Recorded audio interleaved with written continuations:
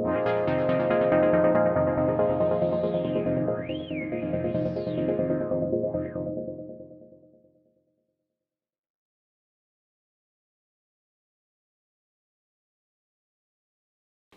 hello everyone.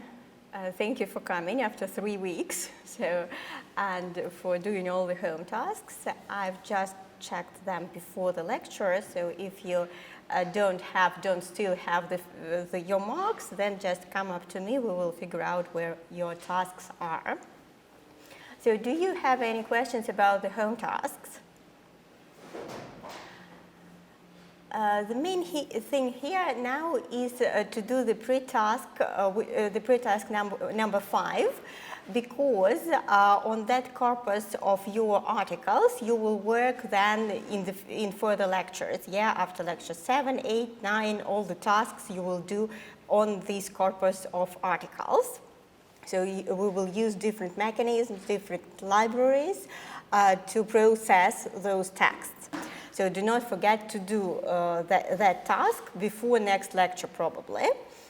It would be reasonable, otherwise you will be overloaded with work after lecture 7. Yeah? And if you have already completed this corpus of articles, then in fact that won't be bad if you add something there, because the bigger the corpus is, the more objective the results will be, because if you analyze not 10, not 20 articles, but I don't know, 40 or 60 articles or even more, then the results would be more objective. You will have the whole picture of the tendencies. What else is important? Yeah, and today we will discuss computational linguistics and morphological analysis. Morphological analysis, something from school probably, yeah. We will discuss we will revise some theoretical issues from the previous lectures and make this basis for this practical work on your corpora.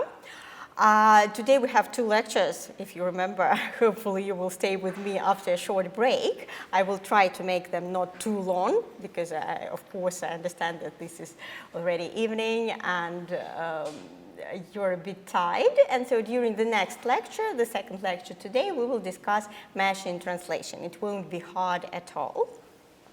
So as for computational linguistics, so what are the topics for today? We will first discuss in general what can be computed in linguistics. We will revise something from the first lectures and then go on with some particular issues to be processed, to be analyzed in your corpora. From this angle, we will discuss linguistic ambiguities, which make the difficulty for machine learning, for machine to process texts. And finally, we will complete this lecture with morphological analysis and figure out what are the basic features to be analyzed in the texts, then to pre-process and to process the texts during lectures number 7 and 8.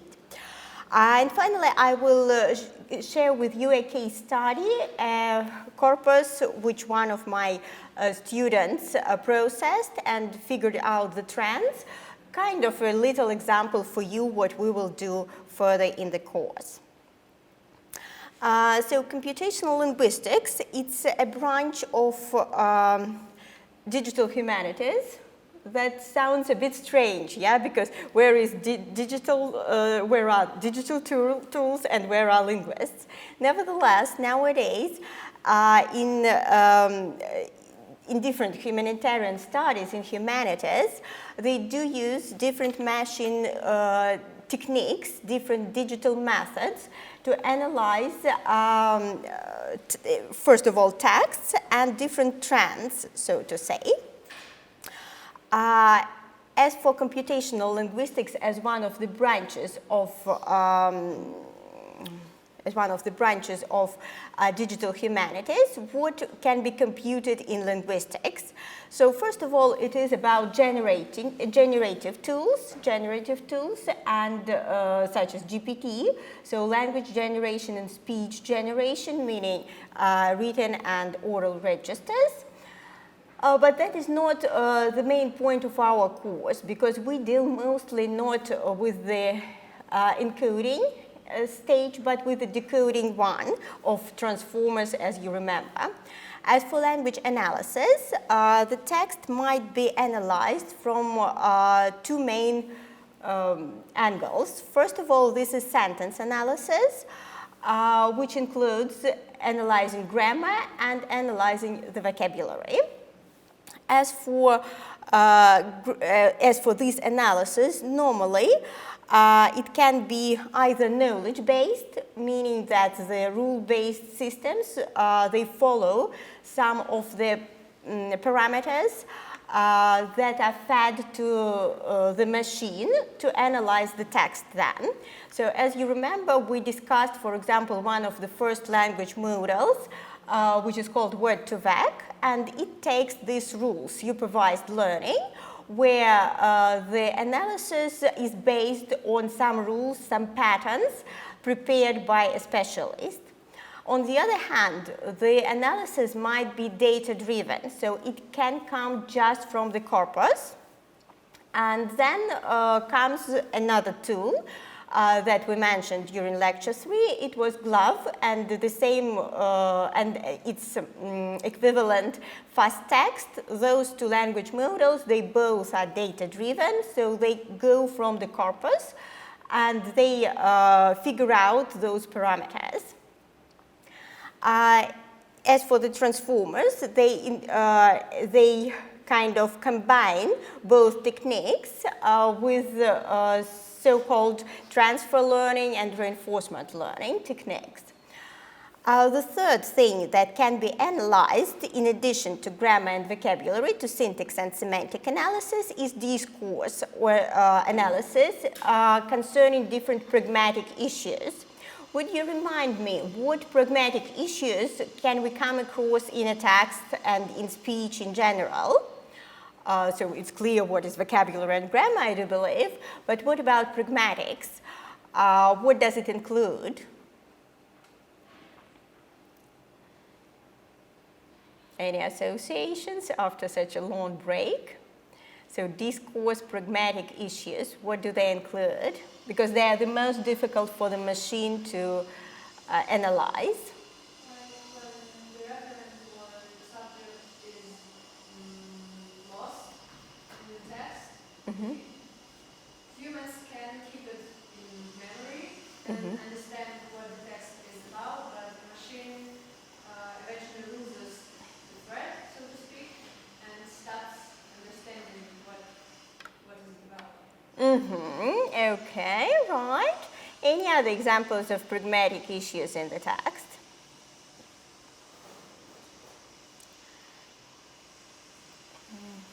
It includes, if we speak about oral communication, it includes intonation, it includes stress, it includes pauses, and other non-verbal and extraverbal issues as well. And of course, for people, as well, we mentioned with you that around two-thirds of the whole message in communication normally is non-verbal or extraverbal. And of course, this is the hardest thing for the machine to operate.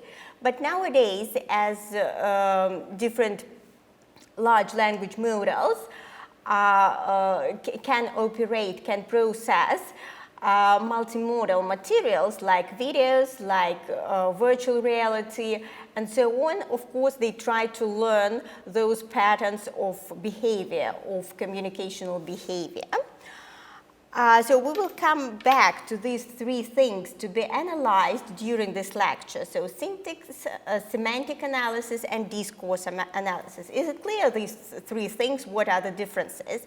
Because in fact, transformers take different parts of the context to figure out what is inside.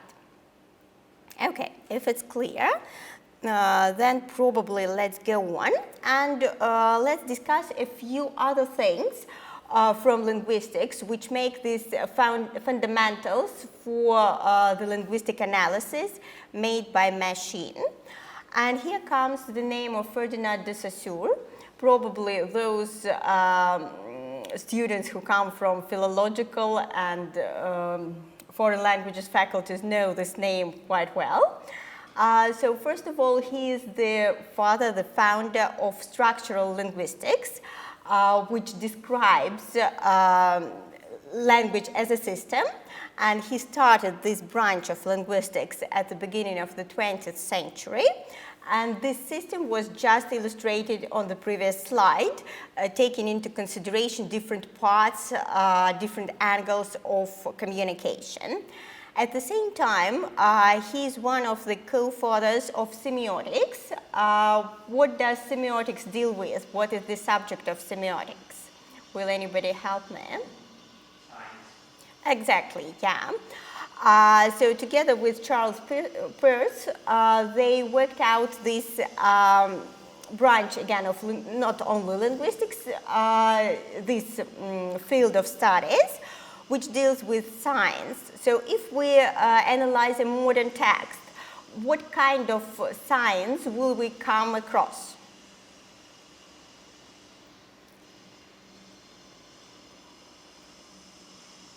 First of all, of course, any letters. Yeah, each letter is a sign. What else can we find in the text?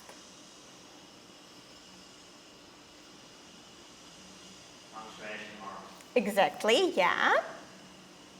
And we can either take them into consideration when analyzing, or in most cases, in fact, we will just pre-process text, removing all the punctuation marks.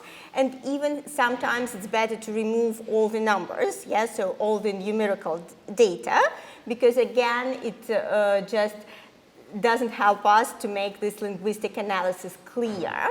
What else? So letters, punctuation marks, numbers. What else do we often come across in today's communication, in today's text? Images, exactly.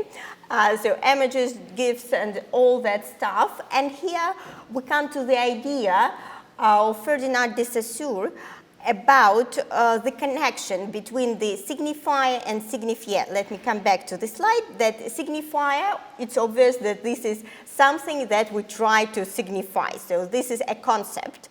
For example, a smile, which can be presented with different punctuation marks.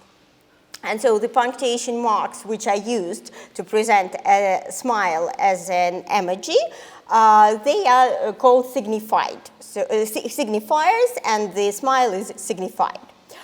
But according to Ferdinand de Saussure, the connection between signifier and signifier is arbitrary. So that means that, again, back to the slide, that in different cultures, different people with different views of the world, with different pictures of the world, they would use different signs to speak about the same concept or idea.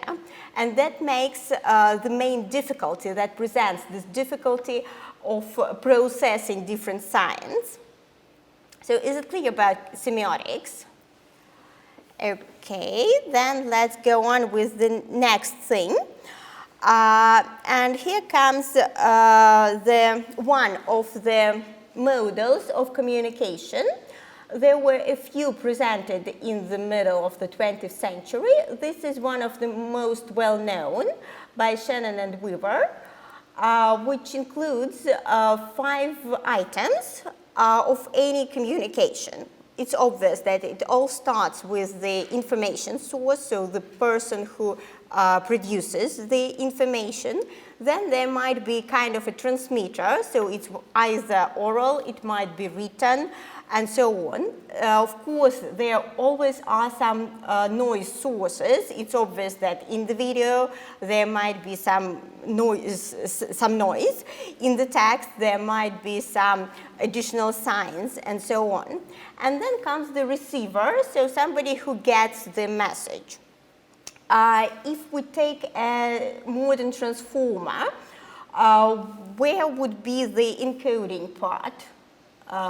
With which part of the model, with which item in this model would it deal, the decoding part? Let's start with the decoding part, the decoder.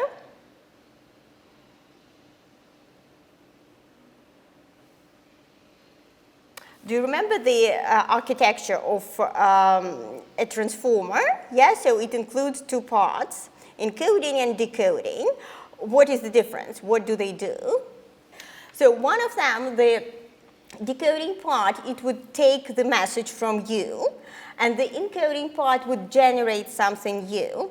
And the transformers, so there are two main groups, like BERT, bidirectional transformers, which are aimed at analyzing something.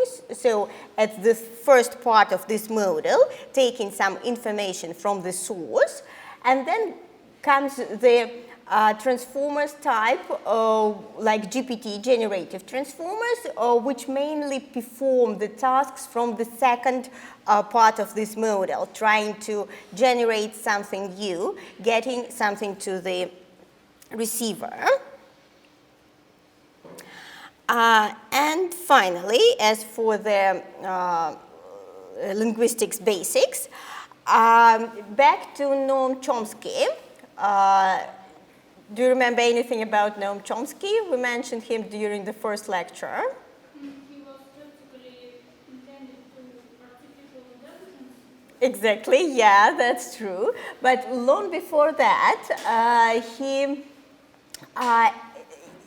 on the basics of those models of communication, he proposed this system of formal languages. So according to Noam Chomsky, there are 4 types of formal languages. Mainly type 0, most natural languages, they are about type 0, so they can be evaluated by Turing test. And then go all the machine languages. For example, normally there is the transfer language. We will discuss it today during this lecture, and also about machine translation. So this is transfer language that the computer knows what is meant by transfer language, which is normally context-free. As we mentioned today with you, as we noted, different signs in different languages, they can have different meaning. That is why normally even when the translation happens, the machine takes the message from the source language, then transforms it to this transfer language, which is quite formal, which is just for the computer to get the idea of the concept or any word. And then only it again generates something in the target language. And so to deal with natural languages, for the machine, it's very important to have this interlingua, this transfer language, kind of universal language that stands behind the ideas and concepts which it gets from the words. Okay, and Noam Chomsky, to emphasize the idea of the importance of grammar for the language, he proposed this phrase. Does it make any sense for you? No, it doesn't make any sense. Okay. Because colorless means that there is no any single colors, and then it reading about green color, and how can anything sleep during sleep? Because sleep is quite calm, Mm-hmm. and during sleep is quite active. Absolutely, yeah, so it doesn't make much sense at all. Nevertheless, will you now take a minute and discuss with a partner, so you can turn, how would you draw an image to this picture? How would you, if you were the generative image generative machine, what would you draw? How would you illustrate this picture? Is it possible to illustrate such a sentence? Maybe with some fact mistakes. Okay, so will you now discuss in pairs how would you illustrate this sentence, if it is possible? Take a minute for it. Is it clear what's the question about, yeah? So just your ideas. I will then share the image that Kandinsky generated. Okay, right. So will anybody share their probably associations? So how would you illustrate this phrase? Uh-huh.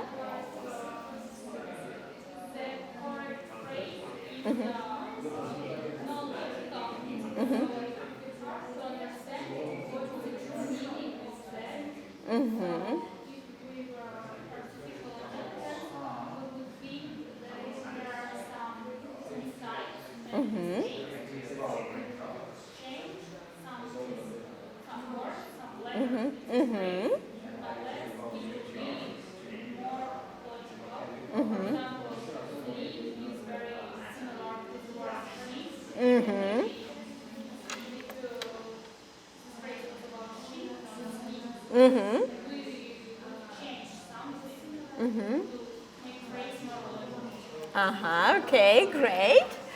Right, guys, would you share your ideas with us as well? So, any illustrations? Okay, does anybody else want to share? No? Okay, right. So that is how artificial intelligence, in fact, tried to illustrate it. So what can you see from the phrase here? Nothing, okay. I do believe that there are some associations, and even some of the words are illustrated quite straightforward. Green. Green, absolutely, yeah. What else? Maybe white or colorless. Colorless, white, good, yeah. What else did you take from the phrase? Sleep is like evening time. Yeah, seems like absolutely that this is sunset, so we tried to operate that. Okay, anyway, the main thing here is that it should be somehow, the grammar is very important and seems like taking the flowers as the ideas, probably that was this association that artificial intelligence relied on here. It tried to somehow operate all the other words, showing the colors, showing the part of the day, and so on. Fine, so that was just generally about linguistics, about the basics that we can find behind the work of the machines. And now let's go on with the linguistic ambiguities, which are innumerous, so to say, and which can be grouped by those three classes of computational linguistics, meaning grammar, vocabulary, and discourse analysis.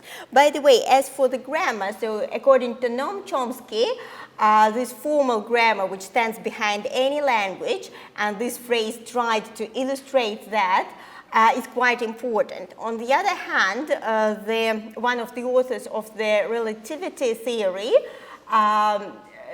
Saussure, stated once that all grammars leak, meaning that the grammar can't help getting the understanding, whilst it's not about grammaticality, but conventionality, which lies in the vocabulary and in discourse.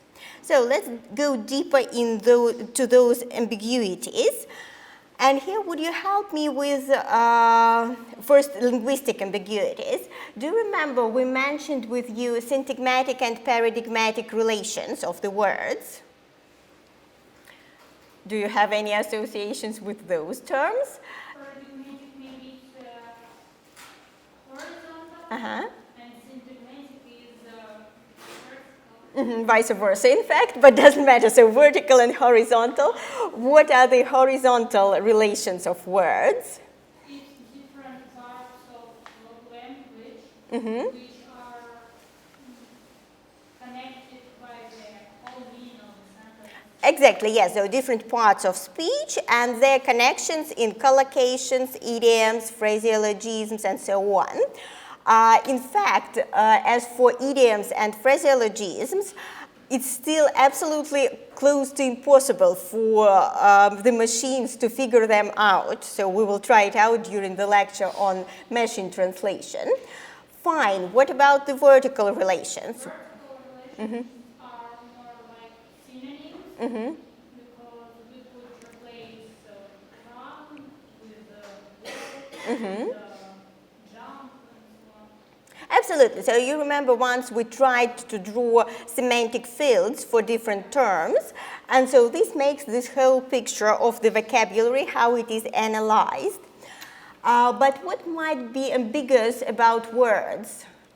So can words have different meanings? Yeah, Right. So phraseologism. Phraseologisms, right, but it's not so hard when the meanings are close to each other. For example, head as part of the body and head of the company. That makes sense because this is about polysemy. Yeah?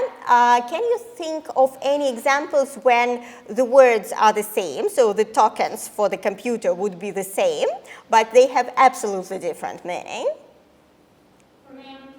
Sorry. Yeah, you're welcome. For example, in Russian, стекло, it's like, it can be a verb, or it can be a substantive. Exactly, yeah, but it's not about the vocabulary, it's already about grammar. So that should be analyzed on another level of context. We will come back to it. Have phraseologism like съел собаку, он съел собаку, говорят, когда. Yeah, with phraseologisms, true, but what about the words which have absolutely different meanings? They're called homonyms, so they might be just written the same way or both written and sound the same way. So any examples of that? But have no... Прослушали лекцию. Sorry? For example, in Russian. Right. Прослушали лекцию. Два значения, либо мы ее совсем не услышали, либо мы как раз-таки тщательно, напрягаясь, внимали каждому слову. Absolutely, yeah, that makes sense. The same word, but it has absolutely opposite meanings, right? Any other examples?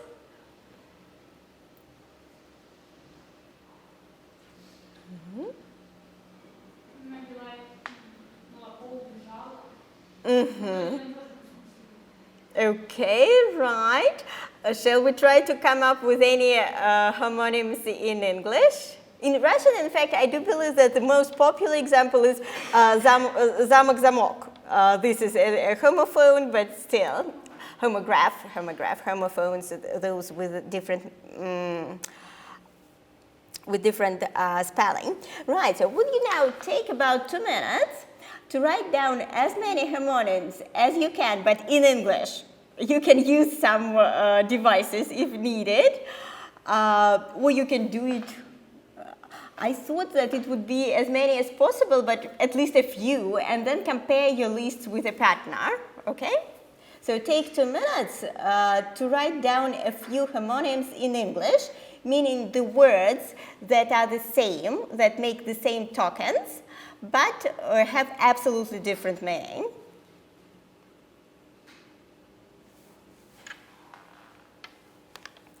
So first 2 minutes to work individually, and then you will compare your lists.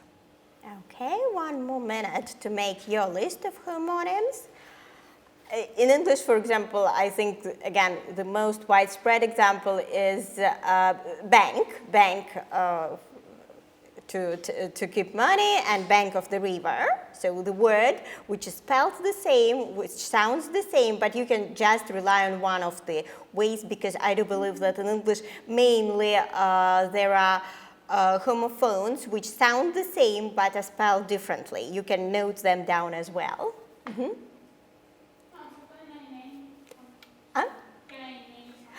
Just a minute, let the others also complete the list. So take another minute to complete your own lists, and then you will compare them with a partner.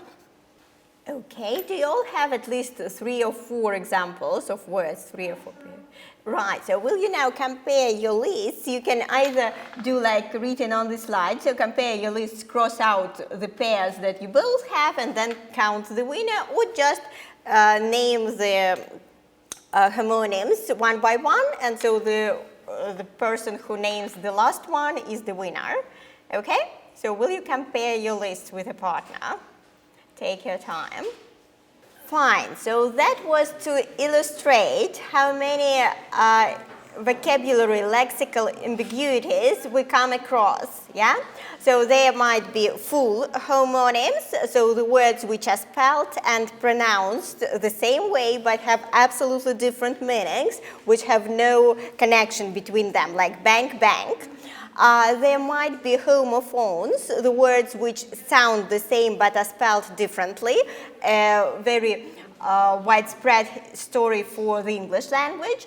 There might be homographs which are pronounced differently but written the same. And all those words, they make difficulty for the machine because they seem like the same tokens. So any examples of homonyms which you mentioned? Maybe the fall, Mm-hmm. fall like fallen, Mm-hmm. and fall like the season, Absolutely, yeah. and maybe day. Mm-hmm. Day is like certain day. Mm-hmm. Day is like the romantic meeting. Absolutely. What do you think between your 2 examples, so date and the first was and fall, which is more difficult for the computer to process, to figure out the difference? Because they are different. Maybe the fall, because the more popular is autumn, and fall is like Not exactly. Let's all together figure out what is the difference, because in these 2 examples, for the computer, there is some difference. So fall as the activity of falling down, and fall as autumn in American English. And another example was, okay, let's take date, yeah, date as a meeting and date as the day. What do you think? What's the difference between those homonyms? maybe day is one part of speech. Exactly, yeah. Exactly, yeah. So if the homonyms make the same part of speech, and if they do not, what do you think? Which case is easier for the computer to process? Absolutely, yeah. So if the... Absolutely, yeah. So if the parts of speech are different, it can fully rely, according to Noam Chomsky, on grammar to figure out this difference. So mainly when we speak about this lexical vocabulary ambiguity, semantic, we deal with the same parts of speech, because if the parts of speech are different, that brings us to the syntax part of the analysis. For example, here this example can illustrate this grammar ambiguity. Meaning that if the grammar of the sentence is not clear, then we can misinterpret it.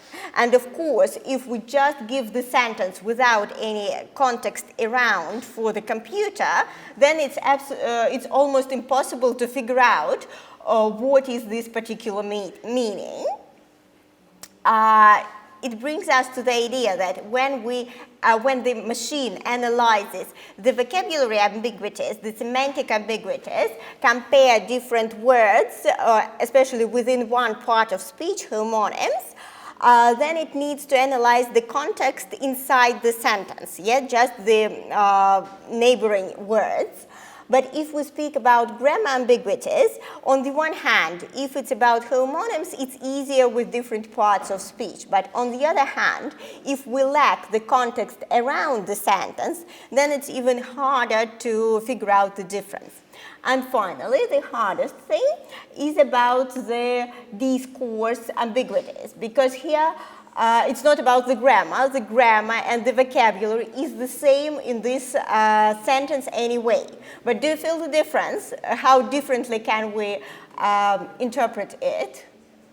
Maybe talk is like a verb because it would be a noun.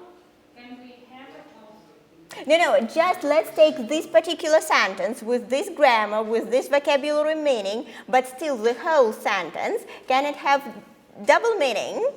Yeah, what is it? How would you interpret it? Yeah. The possibility of talking or asking for talking. Exactly, yeah. So they ask for talk and the ability of parrots to talk at all. And here is the hardest thing for the machine, the third level of the discourse analysis of the pragmatics. Because here, for example, if we analyze the intonation, it will help us to figure out what is meant. If we analyze the context around the sentence, again, it might help, but it should be a broader context. Otherwise, it is impossible to figure out. By the way, when the lecture was cancelled because I was at a conference, I was at the conference in Minsk, in Belarus, and there is a lab which works out, which pilots voice assistant like Alice or like Siri or whatever, but in Belarusian language. In fact, they do incredible job because as far as I could understand, the power is not so big. The powers which they have is not so huge, but still relying on linguistic kind of rules and so on, they work out great tools. And one of the tools which they have in addition to this voice assistant is a tool which interprets different word speaking. So it's a tool for the scientists who analyze birds. So even such a thing is possible. But if we speak about general generative tools, they face three types of ambiguities. So lexical level, syntactic level, dealing with grammar, and pragmatical level, dealing with discourse analysis. And so the data which should be analyzed comes from different levels. So when we deal with the vocabulary with homonyms, especially if they're the same part of speech, then the syntagmatic and paradigmatic relations of the words inside the sentence are analyzed.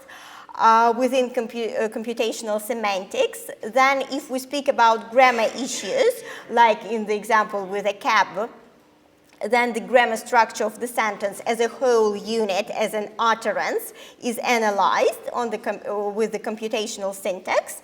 And finally, the context around the sentence, discourse in general, dialogue in general, is analyzed to figure out the example with parrots. So is it clear how within computational linguistics these different language ambiguities are processed? Fine. So then let's proceed with the third thing to be discussed within this lecture, and this is morphological analysis. So at school, did you do morphological analysis? Yeah. So what was that experience? What did you do? What is meant by morphological analysis?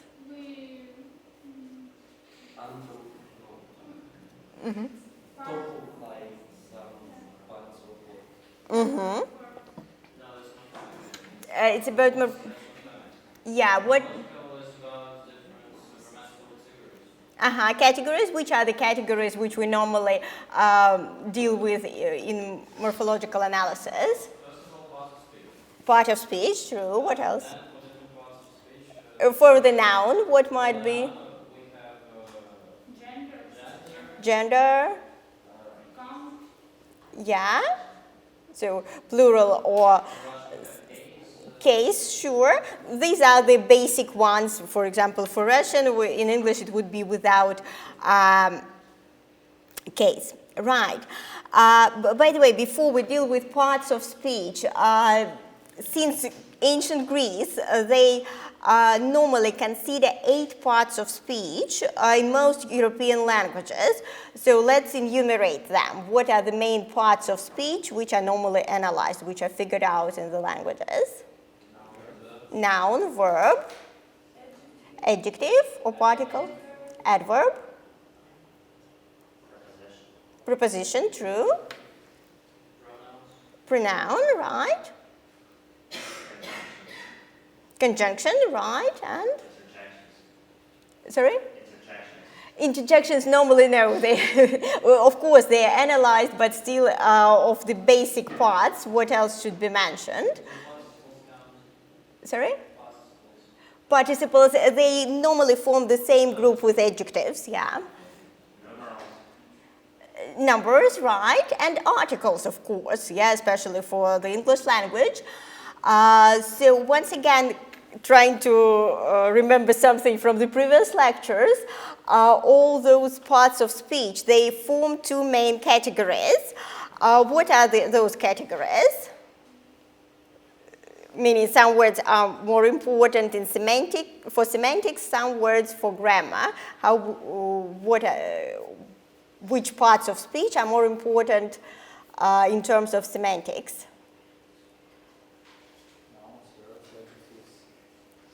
Adverbs, right. So we call them content parts of speech, yeah? And what are the function parts of speech? It's true. Conjunctions, prepositions, Yeah. articles, and the last one. Me too. So conjunctions, prepositions, articles, pronouns. Pronouns, right. So what do you think? Which of the 2 categories is changing faster, is more open to some changes, is transforming? Sorry? I mean, no, in fact, vice versa. Content parts of speech, they change with the time as the language is changing, meaning that new words appear, neologisms appear, new meanings of the words appear. As for function words, they are called a closed category because they do not change at all. They normally are used the same way as they were used like 20 years ago or something. Probably my final question about the previous lectures, which category is more frequent? Function words or content words? Absolutely. And so during lecture 7, we will pre-process your corpora of text of articles or papers just to remove the function words and to figure out the content words which are important.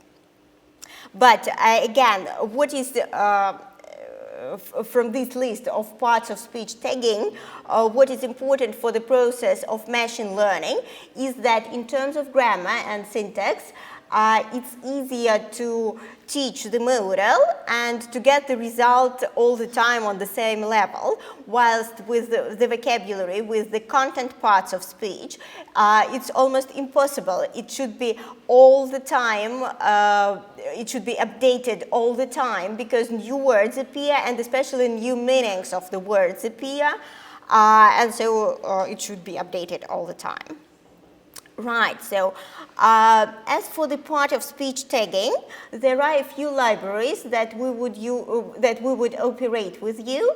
For example, as for the English language, we will mainly use the NLTK library, which provides tools for most European languages for the pre-processing part for sure. As for the Russian language, if we speak about part of speech tagging, the main tools are the library Razdel, the library MyStem from Yandex. It also works as software. And finally, the pmorphy library, which helps us, again, to do this part of speech tagging as well. And in the notebook, you can try it out, the pmorphy library for parts of speech. But in general, all those libraries, they rely on so-called universal dependencies. the scheme, the system of how to figure out the parts of speech within a sentence, relying on suffixes, prefixes, endings, as well as on the whole structure, which is illustrated here. This universal dependencies library, this technique, it was started in Stanford University at the beginning of the 21st century, and then it was also used by Google. By the way, do you know the phrase in Russian, the similar to Noam Chomsky's phrase in Russian by Lev Sherba? The phrase which shows us that grammar is can have some meaning.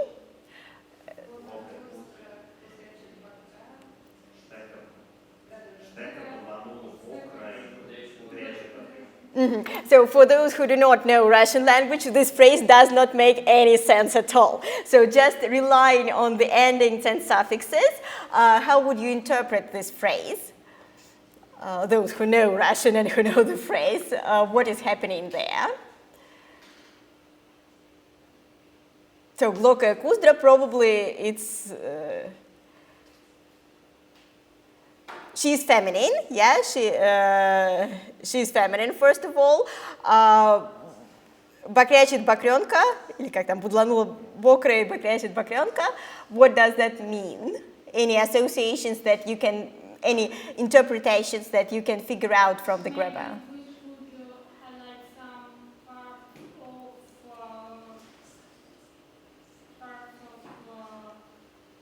words. Endings. Exactly. And it's quite specific for some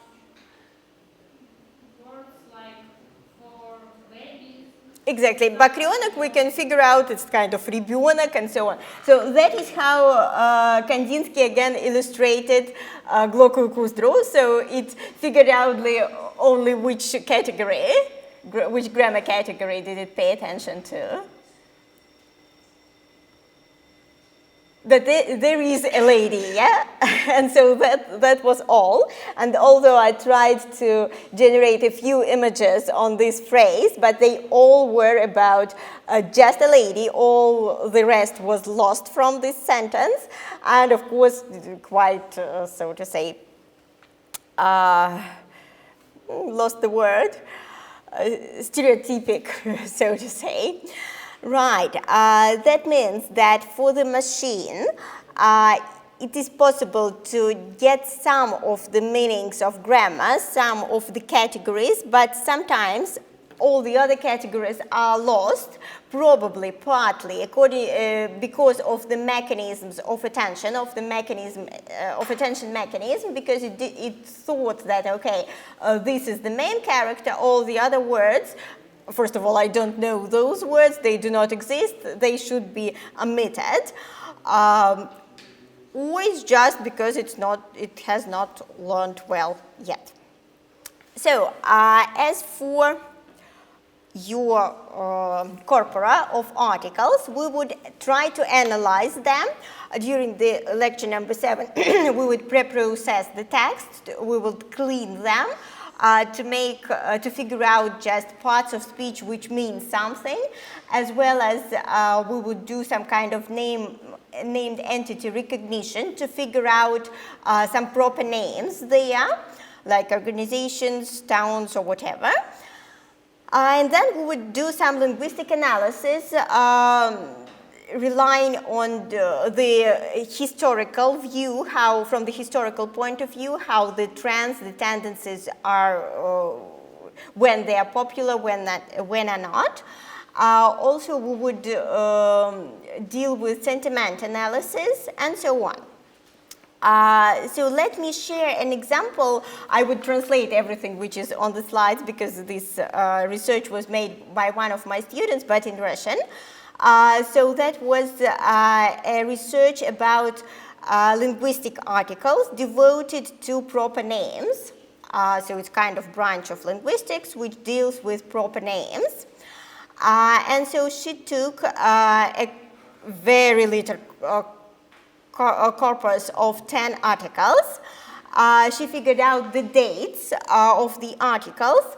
I would recommend you, if you haven't started your corpora, then try to make them in the same language, probably in English here. But if you add the articles from other languages, it's not a problem because we will use libraries, interlingual libraries, and we would be able to figure out in different languages the trends. And so then she did some pre-processing that we will do with you together. We would do with you also. Of course, this pre-processing stage, it strongly depends on the corpus itself, on the data set, because in some cases, some libraries would give a good result. In other cases, you would probably skip some steps or add something. So I would provide you with a few variants, what you can do at the pre-processing stage, and the result would be the most frequent content words. Probably there would be some terms and some proper names as well, named entities. And then we would try to do some linguistic analysis of those most frequent and trends and tendencies in those articles. So this is an illustration of how to analyze from the historical view whether some terms are used in this or that parts of national corpora, for example, and then having this raw data, as a researcher, you can figure out what this means, why these or those tendencies, theories, and so on are paid more attention at certain periods of time. And then probably you will also figure out some terms which might be a bit surprising for you, which for example, are not paid so much attention in the top articles. And with those, it would make sense to do some sentiment analysis. Also, probably there we should deal with topic modality techniques, and so on. And finally, by the end of the course, we would also use some tools which help you to visualize those results, and that would give you, once again, raw data, because it's not about research itself, it's about preparing the data and figuring out something that probably you haven't paid attention before, but you will pay attention after analyzing those articles. So that's all for this lecture. I would be grateful if you stay here after the break, and we will discuss machine translation with you. So let's start with machine translation in 15 minutes probably, yeah? Right, so at 6:15.